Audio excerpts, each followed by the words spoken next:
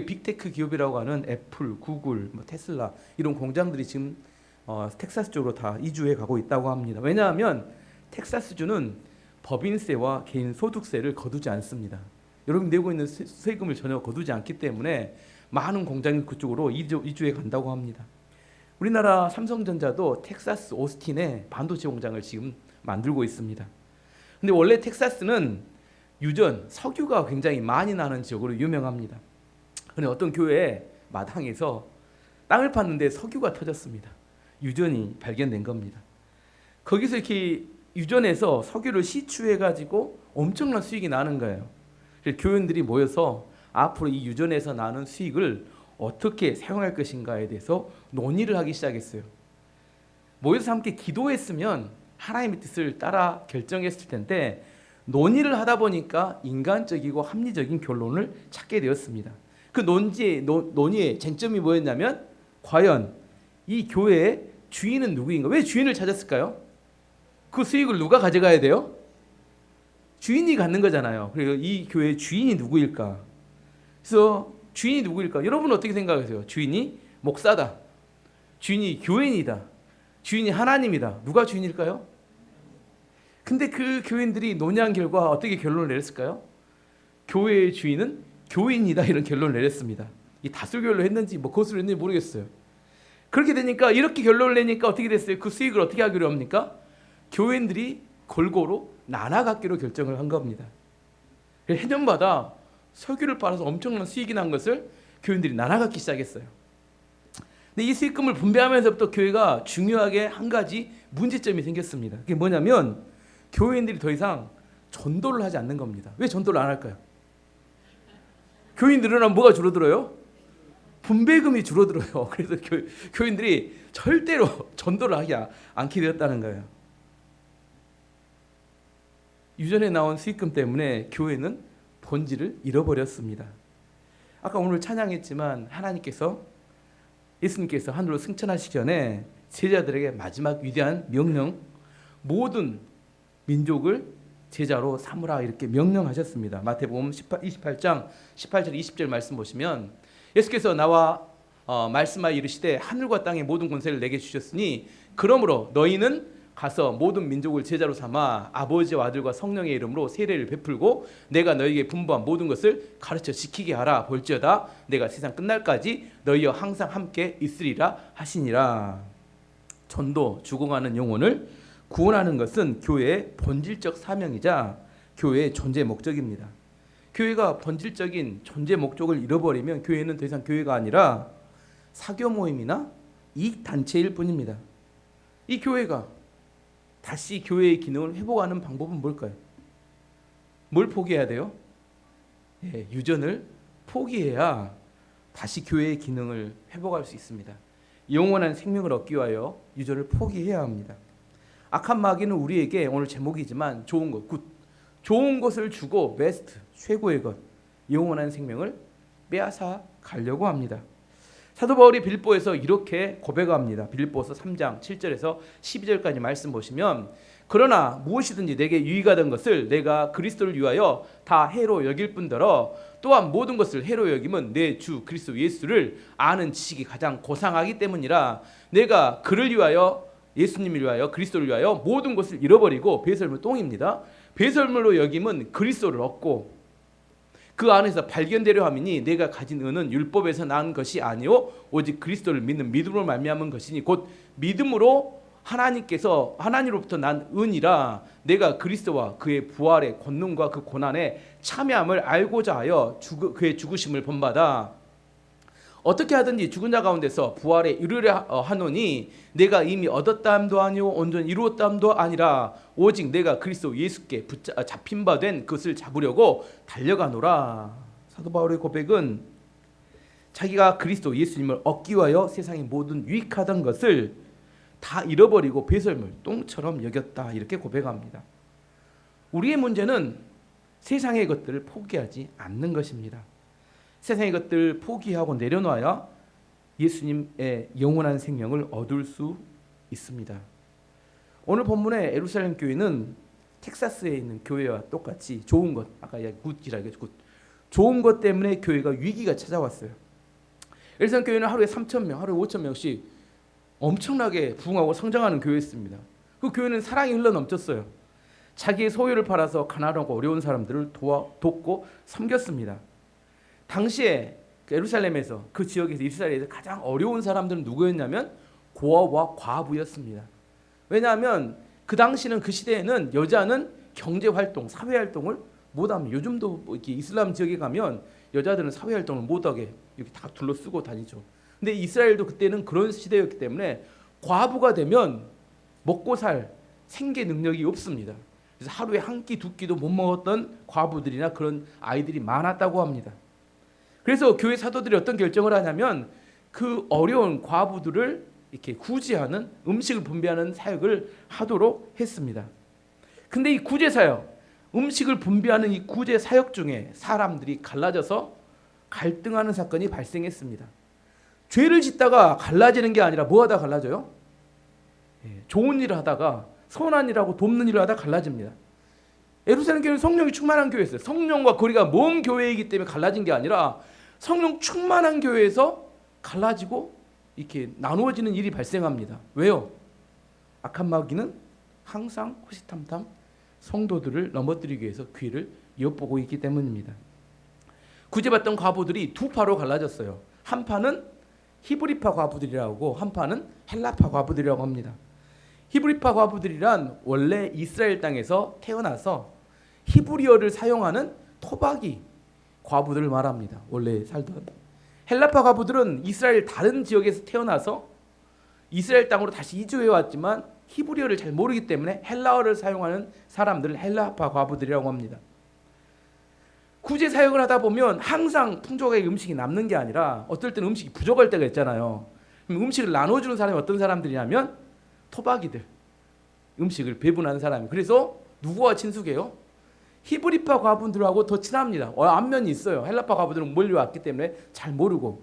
음식이 부족할 때는 누구에게 먼저 팔을 안으로 굽어서 누구를 먼저 나눠줘요? 히브리파 과부들을 먼저 나눠주고 음식이 나중에 떨어져 버리잖아요. 헬라파 과부들은 어쩔 수 없네, 떨어졌으니까. 이것이 한두 번이 아니라 계속 반복이 되다 보니까 히브리파 유대인들 사이에서 불만이 점점점 커지기 시작한 겁니다. 그래서 그들이 불만이 원망으로 바뀝니다. 1절 말씀 보시면 그때 제자가 더 많아졌는데 헬라파 유대인들이 자기들의 과부들이 매일 구제에 빠짐으로 히브리파 사람을 원망하니, 좀 의미가 불분명하니까 쉬운 성경으로 다시 한번 봐보겠습니다. 날이 갈수록 제자의 수가 늘어갔습니다. 그 무렵에 그리스어를 사용하는 유대인들이 히브리어를 사용하는 유대인들에게 불평을 늘어놓았습니다. 그것은 히브리어를 사용하는 본토 유대인들이 매일 음식을 나누어 줄 때 그리스어를 사용하는 유대인 과부들에게는 관심을 쏟지 않아 그들이 배급을 제대로 받지 못했기 때문입니다. 사람이 싸울 때 뭘로 싸우면 제일 치사해요? 먹는 걸로 싸우면 제일 치사한데 이 먹는 걸로 싸우는 겁니다. 이런 이야기가 있어요. 전쟁에 패배한 장수는 용서받을 수 있어도 분배에 패배한 장수는 용서받을 수 없다. 이게 의미가 있는 이야기입니다. 전쟁에 패배하면 적은 누구예요? 다른 외적이 적이잖아요. 하지만 분배에 패배하면 어떻게, 실패하면 어떻게 돼요? 내분이 되기 때문에 안에서 자중질환이 나서 패배하게 됩니다. 전쟁에 패배하면 그래도 하나로 뭉칠 수 있어요. 하지만 분배에 패배하게 되면 내부가 갈라진다는 이야기입니다. 교회 지도자들이 이 내부 안에서 갈등이 일어나는 사건을 아주 중요한 위기라고 생각하고 하나님께 기도했던 것 같아요. 그리고 기도하고 두 가지 결론에 도달합니다. 향후 이 사도들의 두 가지 결정은 교회의 파벌과 갈등의 문제에 있어서 중요한 해결의 기준점이 되었습니다. 이해가 되는 거죠. 두 가지 결정이 뭐냐면, 첫 번째는 사도들이 구제하는 일에 너무 많은 시간을 보내면서 기도와 말씀에 소홀하게 되는데, 사도들이 그렇게 하지 않고 기도와 말씀에 전무하겠다, 기도와 말씀에 집중하겠다는 게 첫 번째 결정. 두 번째는 그러면 구제는 안 할 것이냐? 그게 아니라 구제는 섬기는 사람, 일꾼, 직분자를 세워서 그걸 전담하게 하겠다. 이게 두 번째 결정이었습니다. 사도들이 이 두 가지 결정을 하고 난 다음에 일이 잘 수습되었어요. 항상 이야기하죠. 위기는 두 가지를 포함한다고. 위험한 시기이지만 또 새로운 도약의 기회가 되기도 합니다. 배가 바다에서 풍랑을 만나게 되면 강한 바람 때문에 파산의 위험이 있지만 그 풍랑을 잘 이겨내면 어떻게 돼요? 원하는 목적지에 빨리 도달하게 되는 힘이 되기도 합니다. 이 사도들이 두 가지 결정을 하고 난 다음에 예루살렘 교회가 어떻게 변했는지 결론부터 살펴보면 7절 말씀 보시면 하나님의 말씀이 점점 왕성하여 예루살렘에 있는 제자의 수가 더 심히 많아지고 허다한 제사장의 무리도 이 도에 복종하니라. 세 가지 결과가 나왔는데 첫 번째는 하나님의 말씀이 더 왕성하게 퍼져갔다는 겁니다. 첫 번째. 두 번째는 예루살렘에 구원받는 제자들의 수가 점점 늘어났다는 거예요. 두 번째. 세 번째, 제사장, 이 사람들 사두개인들이라고 했습니다. 예수님 십자가에 못 박아 죽였던 이 사람들이 상당히 많은 허다한 사람들이 예수님 믿고 돌아왔다고 이야기를 합니다. 놀라운 역사의 반전이 나타났어요. 마귀는 계속 교회를 무너뜨리기 위해서 공격하지만 깨어서 기도하는 교회는 오히려 그 공격을 통해서 더 단단해지고 크게 부흥하게 됩니다. 사도들은 파벌과 갈등의 분당의 이 쪼개지는 문제를 지혜롭게 두 가지를 결정하면서 성장의 계기로 만들 수 있었습니다. 이제 두 가지 결정에 대해서 좀 더 자세히 살펴보도록 하겠습니다. 첫 번째, 사도들이 뭐와 뭐에 집중하겠다고 결정했다고요? 말씀과 기도에 전무하겠다 이렇게 결정합니다. 2절에 4절 말씀 보시면 열두 사도가 모두 제자를 불러 이르되 우리가 하나님의 말씀을 제쳐놓고 접대를 일삼는 것이 마땅하지 아니하니 형제들아 너희 가운데서 성령과 지혜가 충만하여 칭찬받는 사람 7을 택하라. 우리가 이 일을 그들에게 맡기고 우리는 오로지 기도하는 일과 말씀 사역에 힘쓰리라 하니. 사도들은 문제는 어디서 일어났어요? 구제 사역에서 일어났는데 결론은 뭐라고 결론을 냈냐면 우리가 구제 사역에서 이제 손을 떼고 말씀과 기도하는, 말씀을 가르치는 것과 기도하는 일에 온전히 힘쓰겠다 이렇게 결정을 했습니다. 이 결정의 내용은 뭐냐면, 왜 이렇게 결정을 했냐면, 내용의 문제는 뭐냐면 사도들이 이 구제 사역에 문제가 일어난 발생 원인을 뭐라고 생각했냐면 자신들이 좋다고 생각하는, 좋은 일이라고 생각하는 구제 사역에 집중하면서 베스트가 되는 말씀과 기도를 소홀했기 때문에 이런 사건이 발생했다 이렇게 원인을 생각한 겁니다. 사도들, 지도자들이 말씀과 기도에 소홀해지면 성도들도 자연스럽게 말씀과 기도를 소홀하게 해집니다. 우리가 믿음으로 살아간다 이게 무슨 말이에요? 우리가 믿음으로 살아간다 이렇게 이야기한다는 건 무슨 말이냐면 우리가 죄인이라는 것을 인정합니다. 우리는 죄인입니다. 그리고 십자가의 은혜로 구원받았다는 것을 기초로 살아가는 것이 믿음으로 살아간다는 그리스도인들의 정의입니다. 한마디로 우리는 심판을 받아 마땅한 사람인데 거저받은 은혜로 우리가 구원받았다 이것을 인정하는 게 믿음으로 살아간다는 겁니다. 이 사실을 인정하기 때문에 다른 사람들에 대해서 희생할 수 있게 됩니다. 이기적인 삶에서 벗어날 수 있게 되는 근거가 뭐냐면 내가 은혜로 구원받았고 예수 그리스도의 희생으로 구원받았기 때문에 다른 성도들 위해서 희생할 수 있다 이렇게 이야기하는 겁니다. 말씀과 기도가 풍성한 교회라는 어떤 의미냐면 예수님의 십자가의 은혜가 계속 선포되기 때문에 사랑과 희생에 대한 헌신이 있고 이 사랑과 희생이 갈등과 분쟁을 극복해서 하나가 되게 만드는 원동력이 되는 교회를 말합니다. 반면에 구제와 봉사가 막 많아요. 근데 말씀과 기도가 소홀해지면 이상하게 파벌이 생깁니다. 그리고 갈등과 분쟁이 발생해요. 왜 그럴까요? 십자가의 은혜가 약해지면 사람들이 이기적으로 변하기 때문입니다. 우리가 다른 사람에 대해서 희생하는 이유는 뭐예요? 예수님이 우리를 희생했다는 은혜를 붙들고 있으면 우리가 희생적이 되고 이타적이 됩니다. 그런데 그렇지 않고 자기 자신의 중심에 집중되고 십자가의 은혜를 잃어버리면 점점 뭐예요? 이기적인 존재로 바뀌게 됩니다. 제가 세순교회에서 청년사역을 했을 때 세순교회는 교회가 크다 보니까 많은 사람이 모입니다. 교회에 어떤 사역을 하게 되면 항상 사람이 많아요. 그리고 함께 교제하고 밥을 먹고 뭐 구제 사역이든 뭐 선교 사역이든 주일학교 사역이든 찬양 사역이든 어떤 사역을 해도 다 재미가 있습니다. 왜냐하면 사람이 많이 모이니까. 뭐 사람에 대한 배고파 본 적이 전혀 없어요. 근데 그런 사역을 하면 신앙이 좋아지느냐? 신앙이 좋아진 것 같은 느낌이 듭니다. 또 그렇게 많은 사람들이 함께 움직여 다니면 뭐 의미 있는 일을 하는 것 같아서 마음에 뿌듯함이나 자부심도 생깁니다. 예를 들어 제가 청년 사역을 할 때 세속교회에서 내가 사역하는 동안은 1년에 한 번씩 여름이 되면 한 지역을 정합니다.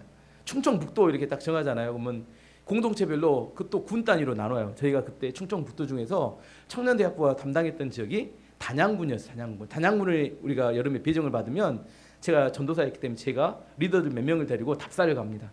답사를 가서 청년들이 기거할 숙소, 수련의 장소이기도 한데 그걸 정하고 또 어떻게 전도할 것인지 단양군을 전도해야 되니까 그 지역을 이렇게 답사를 하고 이렇게 어떻게 전도할 계획을 세워 옵니다. 그때 갔을 때는 단양읍에 있는 단양교회 그때 아마 다른 교단이었는데 그 교회하고 계약을 물론 돈을 주고 3박 4일을 머물기로 계약을 맺고 돌아와서 대형 버스 2대를 날짜를 정했으니까 마련해가지고 청년들 한 60명을 태워서 그쪽으로 갑니다. 아침에 밥을 먹이면 대형 버스로 이제 면 단위로 이제 우리는 단양군인데 청년부는 면 단위로 청년들 한 10명씩 리더 한 명을 중심으로 싹 이렇게 내려줘요. 그러면 저녁에 다시 다 데려오는데 중간에 집집마다 돌아다니며 전도를 하다가 점심은 하나님 주신 먹고 그러는 굶고 뭐 주지는 않습니다. 뭐 여비를 주지도 않아요. 근데 쭉 내려주고 이거 옵니다. 그러면 이렇게 전도하고 저녁에 이렇게 싣고 오고 아침과 저녁엔 집회를 하죠. 간증하고 또 기도하고 말씀 듣고 이렇게 보냅니다. 그리고 저는 이제 그 청년들 이렇게 권사님들은 몇 분 오셔서 매일처럼 밥 해주시고 저는 아침 저녁으로 말씀을 전하고 그때 이제 같이 있었던 사람이 우리 최문호 목사님, 그다음 김영 사모님, 윤경희 사모님, 정용훈 집사님 그때 같이 단양을 누볐던 사람들. 경상남도일 때는 저희가 맡았던 때가 남해군이 남해군 청년 한 100명 정도 되는 청년들을 데리고 또 가서 이게 다 이게 풀어주고 그리고 면 단위로 나눠주고 버스로 가니까 그리고 이게 전도합니다. 그때 가장 펄펄 날던 사람은 윤경 사모님 경로당으로 뭐 이렇게 마을 회관으로 저는 그때 이제 침을 많이 갖고 가서 경로당 가면 할머니 하루 쭉 눕혀서 침 놓고 그다음에 청년들 싹 풀어서 전도하게 하고 이야기만 들으셔도 마음이 뜨거워지고 흥분이 되고 재미가 있습니다. 큰 교회라는 것은 사역의 규모가 크고 재정 후원이 잘 돼 있고 기도도 잘 후원받고 많은 사람이 함께하기 때문에 재미가 있고 즐겁습니다. 근데 문제는 그 재미에 빠지다 보면 자칫하면 하나님을 놓치는 경우가 발생합니다. 모든 사역의 기본은 말씀과 기도입니다. 사역은 재미있는데 말씀과 기도는 쉽지 않아요. 말씀과 기도 안에서 이 사역을 계속하면 그 사역에도 은혜가 되고 또 이렇게 신앙도 성장하지만 말씀과 기도가 빠지게 되면 꼭 나중에 뭐가 되냐면 갈등과 분쟁이 나타나더라는 겁니다. 꼭 나중에 뭔 이야기가 나면 어떤 팀은 어느 지역 좋은 지역을 분배받아서 편하게 전도했고 우리는 죽도록 고생만 해요. 잘못된 땅을 분배받아 꼭 이런 이야기가 나온다니까요. 이게 말씀과 기도가 기초가 되지 않으면 꼭 나중에 엉뚱한 이야기들이 막 나와요. 왜 갔어요? 희생하려고 간 거 아닌가요? 전도하려고. 근데 나중에 보면 이게 불평과 원망의 이야기로 돌아옵니다. 사역의 즐거움에 빠지다 보면 그리고 말씀과 기도가 소홀해지면 꼭 말씀과 기도를 어떻게 취급하는 내 느낌이 딱 그게요. 관공서에서 하는 국민은혜에 비슷합니다. 국민은혜. 여러분 국민은혜 해보셨죠? 국민은혜는 여러 가지가 포함되는 첫 번째 국기에 대한 경례, 두 번째 순국선열과 호국영령에 대한 기도, 묵념, 세 번째 애국가 제창. 근데 우리는 뭐가 없어요? 애국가를 4절까지 부를 만한 국가에 대한 충성심이 없어요. 4절 부른 관공서 한 번도 못 봤습니다. 1절을 부르거나 아니면 생략하고 넘어갑니다. 사역의 즐거움에 빠지고 하나님과 거리가 멀어지면 꼭 국민의례처럼 말씀과 기도가 요식행위로 전락하고 맙니다. 대부분의 성도들은 뭘 좋아하냐면 짧은 설교를 좋아해요. 목회자들도 그렇게 그 교회 설교하면 뭐가 부담이 없어요? 부담이 없어요. 설교 길게 하는 거 좋아하지 않으니까 가능하면 짧게 해야 되니까 별로 준비하지 않아도 됩니다. 또 간절히 기도도 하지 않아요. 뭔만 해주면 돼요? 다양한 사역만 딱 펼쳐주고 그대로 그걸 하도록 만들어주면 오히려 인간의 본성에 딱 맞습니다. 그렇게 신앙생활하면. 근데 그렇게 좀 오래 지속되면 뭐가 문제가 된다고요? 반드시 나타나는 게 파벌과 갈등이 나타납니다. 또 이게 그게 지속되면 뭐가 나면서 성도들 중에 또 이렇게 이야기하는 목사님들에서 원망하는 소리가 들려요. 목사님이 요즘 은혜가 떨어졌어. 작년에 했던 말씀 그대로 하네. 기도하는 시간이 부족해. 아니 교회 체질 자체가 이제 말씀과 기도는 별 관심이 없는데 또 그 중에 또 몇 명은 또 그걸 갈급해하는 사람들이 꼭 또 그렇게 이야기를 해요. 하나님과 이런 교회가 되면 하나님과 점점 거리가 멀어지고 사람들은 이익과 자기 중심으로 모든 중요한 결정을 합니다. 그러면 그 교회는 사람 중심적인 교회로 변질되고 맙니다. 하나님의 도움 없이도 예수님의 십자가 없이도 교회 생활이 가능해져요. 이 가능하다니까요. 여러분 기도와 말씀이 없어도 하나님 도움이 없어도 예수님의 십자가의 은혜가 없어도 얼마든지 교회 생활이 가능하다니까요. 그런데 문제는 뭐냐면 여기서부터 생깁니다. 여기까지는 뭐 그럴 수 있어요. 진짜 당황스러운 문제는 마지막 세 번째인데 내가 해결할 수 없는 진짜 인생의 문제에 부딪혔는데 도움을 줄 만한 사람이 아무도 없는 겁니다. 어느 누구도 나를 위해서 중보기도 해줄 사람이 없어요. 어느 누구도 나를 위해서 말씀으로 권면해 줄 사람이 없어요. 우리 가족 중에 죽을 병에 걸렸는데 경제적인 위기가 찾아왔는데 자녀들에게 큰 어려움이 생겼는데 부부관계에 문제가 발생했는데 교회에 알리지를 못합니다. 왜냐하면 아무도 내 문제에 관심이 없어요. 이미 그 교회의 토양은 희생과 사랑이 아니라 이기심과 자기 자랑, 자기 즐거움에 이것으로 바뀌었기 때문입니다. 자기가 그런 연약함을 드러내면 이미 다른 사람이 한마디 합니다. 딱 잘 듣는 이야기예요. 믿음이 없어가지고 정죄가 날라와 버려요. 자기 연약함을 드러내면. 그래서 더 이상 뭘 안 해요? 그런 이야기를 하지 않습니다. 나중에 들어보면 꼭 여기서 나오는 불평, 불만이 이런 이야기가 나옵니다. 내가 교회에 정말 충성했는데 내가 어려울 때 교회는 나에게 무관심했다. 이런 이야기가 결과적으로 꼭 나옵니다. 침체가 교회의 아픈 이야기들을 하고 있습니다. 이런 교회로 변질되어가는 가장 중요한 출발점이 어디였어요? 무엇이 출발점이었습니까?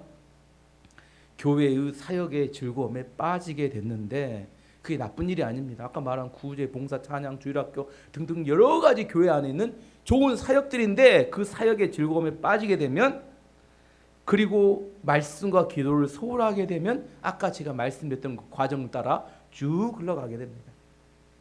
하나님 없이도 예수님의 십자가 없이도 얼마든지 교회는 운영될 수 있도록 변질되어 가는 걸 말합니다. 제가 처음 시작해 본 제목인데 좋은 것, 굿. 좋은 것 때문에 뭘 잃어버려요? 베스트. 생명의 영원한 생명과 우리에게 우리를 살릴 수 있는 생명이 우리가 놓쳐지게 되는 겁니다. 그래서 사도들이 결정을 한 겁니다. 중요한 첫 번째 결정. 우리는 구제의 사역에 손을 떼고 뭐에 집중하겠다? 말씀과 기도에 온전히 집중하겠다. 이렇게 집중했더니 그 결과 교회는 부흥하고 성장했다. 성경은 그렇게 이야기합니다. 교회가 여러 가지 사역이 많다고 믿음이 성장하는 거 절대 아닙니다. 많은 사역을 한다고 여러분의 믿음이 성장하는 거 아니에요. 어떻게 해야 믿음이 성장합니까? 로마서 10장 17절이 이렇게 이야기합니다. 그러므로 믿음은 들음에서 나며 그 들음은 그리스도의 말씀으로 말미암느니라. 말씀, 예수 그리스도의 말씀을 들어야 믿음이 성장합니다. 어떻게 하면 우리의 삶 가운데 마음에 평안이 올 수 있습니까? 불안하고 두려운 삶 가운데. 빌립보 4장 6절 7절이 우리에게 이렇게 이야기합니다. 아무것도 염려하지 말고 다만 모든 일에 기도와 간구로 너희 구할 것을 감사함을 하나님께 아뢰라. 그리하면 모든 지각에 뛰어난 하나님의 평강이 그리스도 예수 안에서 너희 마음과 생각을 지키시리라. 기도해야 마음에 평강이 올 수 있다. 이렇게 성경은 이야기합니다. 어떻게 해야 성도들이 세상에 나가서 승리하며 살 수 있을까? 요한일서 5장 4절을 승리의 비결에서 이렇게 이야기합니다. 무릇 하나님께로부터 난 자마다 세상을 이기느니라. 세상을 이기는 승리는 이것이니 우리의 믿음이니라. 믿음이 있어야 승리한다고 이야기합니다. 어떻게 하면 세상에 나가서 우리가 형통함의 복을 누릴 수 있을 것인가? 여호수아 1장 8절은 이렇게 이야기합니다. 이 율법책을 내 입에서 떠나지 말게 하며 주야로 그것을 묵상하여 그 안에 기록된 대로 다 지켜 행하라. 그리하면 내 길이 평탄하게 될 것이며 내가 형통하리라. 성경은 계속해서 어느 부분이나 말씀과 기도에 집중하고 그 말씀에 순종할 때 우리의 길이 평탄해지고 우리 안에 평안이 오고 승리할 수 있다. 이렇게 이야기합니다. 사도들은 이 말씀을 집중했던 겁니다. 그래서 말씀과 기도에 집중함을 통하여 교회가 다시 한번 일어날 수 있도록 위기를 극복할 수 있는 방법을 마련했습니다. 첫 번째는 사도들의 결정이었고, 두 번째는 성령과 지혜가 충만한 삶을 세워서 구제의 사역을 맡겼습니다.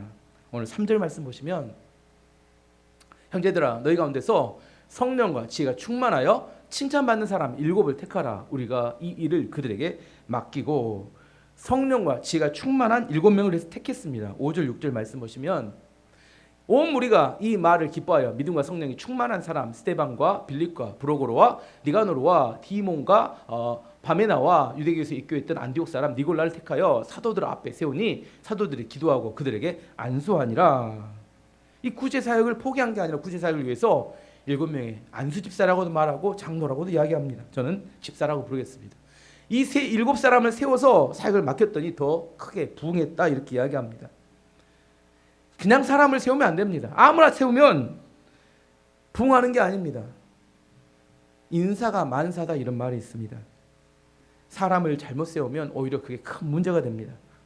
오히려 적은 사람이 한 마음이 돼서 섬기는 게 더 큰 역사가 일어나는데, 생각이 다른 사람을 세우게 되면 오히려 마음이 나눠지고 오히려 살기 더 힘들어집니다. 집사를 세우는 두 가지 중요한 기준이 뭐였어요? 첫 번째는 성령이 충만한 사람, 두 번째는 지혜가 충만한 사람입니다. 이 7명 중에 우리가 잘 알고 있는 사람 스데반과 빌립 나옵니다. 사도행전 6장 7장에 스데반이 어떻게 사역하는지가 나오고 8장에는 빌립 집사가 어떻게 사역하는지 나오는데, 그들을 보면 성령과 지혜가 충만한 게 무엇인지를 정확히 알게 되지만 앞으로 설교할 것이고, 오늘 두 가지 간단하게 성령이 충만함과 지혜가 충만하다는 게 무엇인지 한번 설명해 보겠습니다. 성령이 충만하다 이야기는 하나님과 친밀하다 이런 의미를 이야기합니다. 사도들은 말씀과 기도에 집중하기로 했다. 이것도 뭐예요? 하나님과 친밀해지기를 원한다 이런 의미입니다. 세우는 집사들도 첫 번째 조건이 하나님과 친밀한 사람을 세워야 된다 이렇게 이야기하는 겁니다. 사도들도 하나님과 친밀한 성령 충만한 사람이었고, 세워지는 집사들도 성령 충만한 사람이었습니다. 그럼 어떻게 돼요? 둘 다 성령 충만한 사람이기 때문에 한 마음이 되어서 사역을 잘 할 수 있게 된다는 의미입니다. 지금 계속 사도행전을 이야기하면서 성령 충만에 대한 정의를 했습니다. 성령 충만이란 자기의 생각과 자기의 말과 자기의 행동을 하는 게 아니라 성령님의 생각과 성령의 말과 성령님이 원하시는 것을 하는 것을 성령 충만이라고 합니다. 성령 충만한 사람이란 자기가 원하는 생각을 하지 않고 자기가 원하는 말을 하지 않고 자기가 원하는 대로 살지 않고 성령님이 원하는 생각과 말과 삶을 사는 사람을 말합니다. 성령 충만에 방해가 되는 거에 대해 존 칼빈, 우리 그 장로교를 만든 칼빈이 이렇게 이야기했습니다. 한번 띄워주세요. 우리 자신의 지식에 대한 확신보다 성령을 차단하는 더 나쁜 차단제는 없다. 좀 보여주세요. 예, 무슨 말인지 이해하기가 쉽지 않으니까요. 성령의 역사나 성령의 인도하심을 차단하는 가장 큰 차단제, 가장 큰 스크린이라고 하래요. 영어로 하는 가장 큰 가림막이 뭐라고 이야기했습니까? 우리 자신의 지식에 대한 확신. 내가 어떤 지식을 갖고 있어. 근데 그 지식에 대한 확신, 나는 이것을 믿고 있어. 이걸 알고 있어. 이게 성령의 역사를 막는 가장 큰 차단제다. 이렇게 이야기합니다. 무엇이 가장 큰 차단제냐? 여러분 다시 한번 기억해 보세요. 무엇이 성령의 역사를 여러분 안에, 여러분 가정에, 우리 직장에, 우리 교회 가운데 성령의 역사를 막는 큰 차단제가 뭐라고요? 예, 우리가 알고 있는 지식에 대한 과신이 그 성령에 됐습니다. 대한 차단제라고 이야기합니다. 왜냐하면 우리는 죄인입니다. 우리의 생각은 사실 병들었어요. 우리가 그래서 바르게 인식하거나 바르게 판단하지 못합니다. 그런데 그 판단하지 못하는 그런 우리 생각을 가지고 자기가 알고 있는 어떤 걸로 확신을 합니다. 그걸 자기 고집이나 자기 아집, 자기 편견, 자기 경험, 자기 느낌이라고 합니다. 이걸 부인해야 내가 성령의 인도함을 받을 수 있는데, 그것에 대한 지나친 확신이 성령의 역사를 방해한다는 겁니다. 누가복음 9장 23절도 우리에게 이렇게 이야기합니다. 없나요?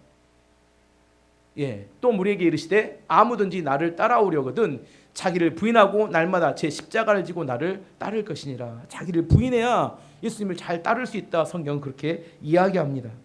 우리 교회 모든 성도님들이 성령 충만해지기를 원합니다. 나의 한계에 갇히지 않고 성령이 인도하신 놀라운 지혜와 놀라운 역사심 아래 우리의 삶과 우리의 가정과 우리의 주변의 모든 것들이 이루어지기를 원합니다. 우리는 제한된 존재예요. 하나님이 뭘 원하시는지 잘 모릅니다. 하나님은 다 알고 있기 때문에 우리 인도하시지만 다만 내가 가지고 있는 지나친 자기 지식에 대한 확신이 그걸 다 막아버리기 때문입니다. 교회 지도자에 대한 첫 번째 조건은 성령이 충만한 사람입니다. 두 번째는 지혜가 충만해야 합니다. 지혜란 요즘 여러 번 이야기한 지혜란 어떤 주어진 환경 속에서 일을 이루어내는 능력을 말합니다. 지식은 단순한 정보입니다. 하지만 지혜는 그 주어진 정보를 가지고 열매를 맺는 능력을 말합니다. 같은 재료를 가지고도 맛있는 요리를 만드는 사람이 있는가 하면 조리를 가지고 만들면 맛이 없어요. 어떻게 이렇게 은사가 뛰어난지. 재료와 아무런 관련이 없습니다. 맛이 없어요. 왜 그럴까요? 음식을 넣는 순서, 음식 넣는 양, 그 다음에 불의 세기 등등등 여러 가지 조건을 다 맞춰야 맛있는데 그걸 잘 못 맞추니까 같은 재료여도 맛이 없어요. 우리 인생도 마찬가지입니다. 지혜가 없으면 같은 상황인데 어떤 사람은 큰 열매를 맺는 반면에 같은 상황인데 열매가 하나도 없습니다. 자, 이제 오늘 본문에 나오는 것처럼 성령이 충만해요. 근데 지혜가 없어. 그럼 어떻게 될까요? 성령이 충만한데 지혜가 없는 사람이, 성령이 충만하다는 건 제가 하나님과 친밀하다고 했습니다. 하나님과 친밀하기 때문에 하나님 뜻을 잘 알아듣습니다. 하나님 뜻을 잘 알아듣는데 재료가 좋아졌어요. 세상에 뭐 썩은 생각만 하고 있던 사람이 하나님 뜻을 알아서 재료가 좋아졌는데 뭐가 안 돼요? 지혜가 없으면 열매가 안 맺혀요. 지혜가 없으면 일을 이루지를 못합니다. 재료가 좋은데 하나님의 성령 충만한데 지혜가 없으면 재료는 좋은데 일을 못 이루어요. 우리 삶 가운데 이룰 수 있다는 거예요. 내가 하나님과 친밀합니다. 말씀도 하고 읽고 기도도 하고 뭔가 하나님과 가까운데 실제 삶에서 열매가 잘 안 맺히면 뭐라고 생각해야 된다고요? 지금 내가 지혜가 없구나 이렇게 생각해야 합니다. 그러면 어떻게 해야 돼요? 하나님께 나가서 지혜를 구할 줄 알아야 합니다. 야고보서 1장 5절에 우리에게 이렇게 이야기합니다. 너희 중에 누구든지 지혜가 부족하거든 모든 사람에게 후히 주시고 꾸짖지 아니하시는 하나님께 구하라. 그리하면 주시리라. 성경은 분명하게 이야기합니다. 지혜를 구하래요. 하나님은 후회 주시고 꾸짖지 않으신대요. 하나님 내 생각으로 내 판단으로 하다가 뭐가 안 됐어요? 열매가 잘 안 맺었잖아요. 그럼 어떻게 해요? 하나님께 나가서 지혜를 구해서 그 지혜를 가지고 사업을 하시든지 뭘 하시든지 좀 하셨으면 좋겠어요. 안 되는데 더 열심히 하면 어떻게 돼요? 더 안 됩니다. 더 열심히 하면 더 안 돼요. 하나님이 주신 지혜를 가지고 내가 좀 이렇게 양도 좀 조절해보고 음식입니다. 음식. 또 불세기도 좀 조절해보고 또 이렇게 뭐 시간도 좀 잘 맞춰보고 순서도 잘 맞춰보고 이렇게 좀 조절을 해야 되는데 맛없는 음식만 계속 나오네. 우리 집 이야기 아닙니다. 그러면 좀 내가 이렇게 지혜가 필요하잖아요. 지혜를 얻어야 됩니다. 하나님은 우리에게 지혜를 주신다고 생각했는데 여러분 머리는 들고 다니지만 머리를 어디다 쓰시려고 들고만 다니십니까? 우리가 하나님으로부터 지혜를 얻어서 우리 인생에 뭘 해요? 열매를 맺도록 만들어 가야 합니다. 재료는 똑같으니까 재료는 똑같지만 열매를 못 맺는 이유는 우리 안에 그 어떤 지혜가 없기 때문에. 코로나를 다 같이 지났습니다. 근데 코로나를 지나는 동안 성장하고 잘 되는 기업이 있는 반면에 어렵고 힘들어진 기업이 있어요. 성장하고 잘 되는 이렇게 어떤 사업도 있는 반면에 안 되는 데도 있어요. 그때 뭐가 지금 잘못된 겁니까? 지혜가 없구나. 제발 좀 인정 좀 하세요. 자기 자신 지식에 대한 확신, 이게 정말 여러분이 성령의 역사에 대한 큰 장애물이다니까요. 없어야 자기가 아는 것이 전부라고 생각하는 그 확신, 제발 이제는 좀 바꿔야 합니다. 내 생각으로 안 되구나. 그게 내 한계구나. 그래서 이제 하나님의 성령의 지혜를 얻어서 하나님 주신 걸 통해서 내 삶을 다시 재조정할 수 있어야 내 안에 그 다음부터 열매를 맺는다니까요. 사람들은 열매 못 맺을 때 항상 이야기합니다. 코로나 때문에 그랬어. 시대가 안 좋아졌어. 이제 이 시대 다 어떤 데 어렵고 힘들고 잘 되는 데는 또 잘 돼요. 식당 가보면 자리가 없어서 줄 서서 먹는 데는 또 줄 서서 먹습니다. 다 안 되는 거 아니거든요. 제발 우리 인생에서 잘 안 됐을 때 환경과 사람을 탓하지 마시고 내 안에 지혜가 없음에 대해서 다시 한번 돌아보셔야 합니다. 그래서 하나님께 구해서 지혜를 얻으면 얼마든지 지혜를 얻을 수 있습니다. 교회 지도자를 세울 때 두 가지 기준을 이야기합니다. 성령에 충만하고 지혜로운 사람을 세워야 된다. 이 시대 교회의 어려움과 교회의 위기가 뭐냐? 저는 가장 큰 위기는 좋은 지도자의 부재라고 저는 생각합니다. 좋은 지도자가 세워지면 얼마든지 이 시대에도 교회가 부흥하고 성장할 수 있습니다. 하지만 이 시대는 좋은 지도자가 되기를 원하는 사람도 적고 좋은 지도자도 적습니다. 여러분에게 제가 물어볼게요. 여러분이 이 교회에 좋은 지도자가 되기를 원합니까? 아니면 어떤 좋은 지도자가 나타나서 우리의 필요한 것만 공급해주고 나는 돈만 받고 살아야겠다 이렇게 생각하십니까? 하나님은 우리를 다 거룩한 제사장으로 부르셨다고 이야기합니다.